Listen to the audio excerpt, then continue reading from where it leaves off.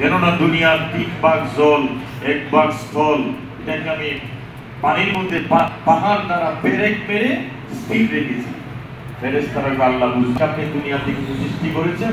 আল্লাহ বলেন পানি, কেননা পানি দিলে আগুনের অস্তিত্ব থাকে না। আমার ছেলে বাসা, আমার মেয়ে বাসা, আল্লাহ তুমি ছাড়া উপায় নাই। এইভাবে হাজার কোটি মানুষের মধ্য থেকে 2-1 মুমিন ব্যক্তিও থাকে, ওলি আল্লাহও থাকে, তাদের দুয়ার মোকাবেলায় আকাশের জ্বর থেমে যায়। বলুন সুবহানাল্লাহ।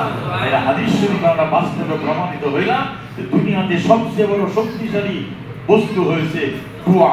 আমিন। আলহামদুলিল্লাহিল্লাযী হাদানা লিহাযা ওয়া মা কুন্না লিনাহতাদিয়া লাউলা আন হাদানাল্লাহ। ربنا أفرغ علينا صبرا وتوفنا مسلمين أنت